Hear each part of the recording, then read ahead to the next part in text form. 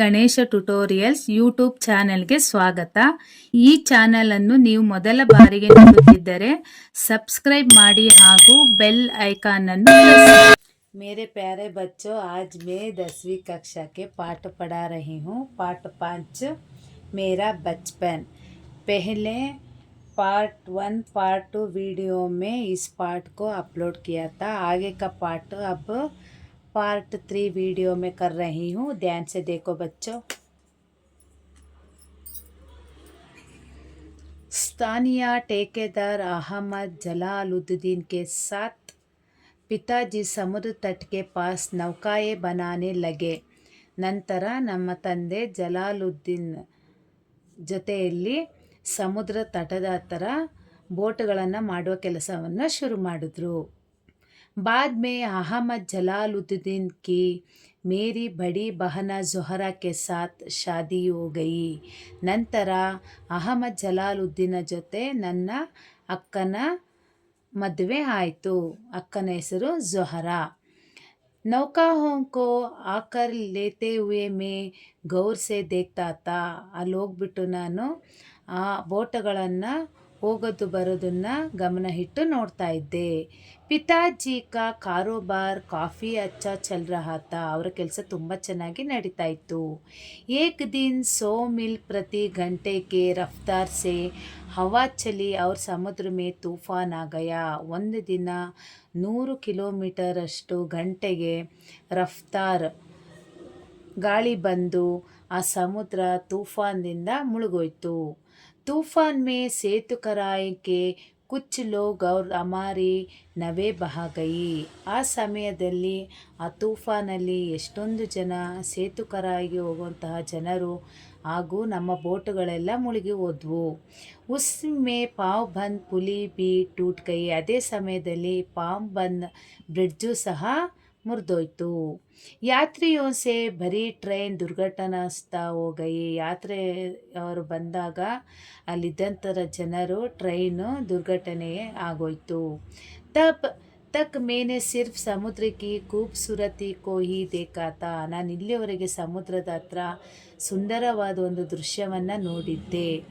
ಉಸ್ಕಿ ಅಪಾರ್ಯವ ಅನಿಯಂತ್ರಿತ ಹುರ್ಜನೆ ಮುಜ್ಜೆ ಹತಪ್ರಭು ಕರ್ದಿಯ. ಇದು ಒಂದು ಘಟನೆ ನನಗೆ ಜೀವನದಲ್ಲಿ ಮರೆಯದಂತಹ ಘಟನೆ ಆಗಿತ್ತು. उम्र में काफ़ी फ़र्क होने के बावजूद अहमद जलालुद्दीन मेरे अंतरंग मित्र बने. ಎಷ್ಟು ಉಮ್ರು ಮೇ ಕಾಫಿ ಫರ್ಕ್. ಜಲಾಲುದ್ದೀನ್ಗೂ ನನಗೂ ವಯಸ್ಸಿನಲ್ಲಿ ತುಂಬ ಅಂತರವಿದ್ದರೂ ಸಹ ಜಲಾಲುದ್ದೀನ್ ನನ್ನ ಅಂತರಂಗ ಮಿತ್ರ ಆದರು. ವಹಾ ಮುಜ್ಸೆ ಕರೀಬನ್ 15 ಸಾಲ್ ಬಡೆ ಥೆ. ನನಗಿಂತ 15 ವರ್ಷ ದೊಡ್ಡವರಾಗಿದ್ದರು. ಮುಜ್ಜೆ ಆಜಾದ್ ಕಹಕರ್ ಪುಕಾರ ಕರ್ತೈತೆ. ಅವ್ರು ನನಗೆ ಯಾವಾಗಲೂ ಆಜಾದ್ ಅನ್ನೋ ಹೆಸರಿನಿಂದ ಕರಿತಿದ್ರು. हम मस्जिद वाली गली से निकलते और समुद्र के रेतीले तट पर चल पड़ते. ನಾವು ಮಸ್ಜಿದ್ ಗಲಿಯಿಂದ ಹೊರಟು ನಂತರ ಸಮುದ್ರದ ಮರಳಿನ ದಡದ ಮೇಲೆ ಹೋಗಿ ಕುತ್ಕೊಳ್ತಾ ಇದ್ವಿ. ಮೇ और ಜಲಾಲುದ್ದೀನ್ ಪ್ರಾಯ ಆಧ್ಯಾತ್ಮಿಕ ವಿಷಯ ಪರ್ ಬಾತೆ ಕರ್ತೈತೆ. ನಾವಿಬ್ಬರು ಯಾವಾಗಲೂ ಆತ್ಮದ ಕುರಿತು ವಿಷಯಗಳನ್ನು ಮಾತಾಡ್ತಾ ಇದ್ವಿ. प्रसंगवश मुझे यहाँ भी उल्लेख कर देना चाहिए कि पूरे इलाके में सिर्फ जलालुद्दीन ही थे जो अंग्रेजी में लिख सकते थे. ಅಲ್ಲಿ ಕೇವಲ ಒಬ್ಬನೇ ಆ ಏರಿಯಾದಲ್ಲಿ ಇದ್ದಿದ್ದು ಜಲಾಲುದ್ದೀನ್. ಅವರೊಬ್ಬರೇ ಏನು ಇಂಗ್ಲೀಷಿನಲ್ಲಿ ಓದ್ತಾ ಇದ್ರು, ಬರಿತಾ ಇದ್ರು. ಮೇರೆ ಪರಿಚಿತೋं में ಜಲಾಲುದ್ದೀನ್ ಕೆ ಬರಾಬರ್ ಶಿಕ್ಷಾ का स्तर किसका भी नहीं था. ಅಲ್ಲಿ ಅವರಿಗೆ ಸರಿಸಾಟಿಯಾಗಿ ಓದ್ದವರು ಯಾರೂ ಇರಲಿಲ್ಲ. ನಾ ಹಿ ಕಿಸಿ ಕೋ ಉನ್ಕೆ ಬರಾಬರ್ ಬಾಹರಿ ದುನಿಯಾಕ್ಕೆ ಬಾರೆ ಮೇ ಪತಾತ. ಅಷ್ಟೇ ಅಲ್ಲದೆ ಬೇರೆ ಹೊರಗಿನ ವಿಷಯಗಳನ್ನು ಹೆಚ್ಚಾಗಿ ಇವರು ತಿಳ್ಕೊಂಡಿದ್ರು. ಜಲಾಲುದ್ದೀನ್ ಮುಜೆ ಹಮೇಶಾ ಶಿಕ್ಷಿತ ವ್ಯಕ್ತಿಯೋ ವೈಜ್ಞಾನಿಕ खोज समकालीन साहित्य चिकित्सा विज्ञान की उपलब्धों के बारे में बताते रहते थे.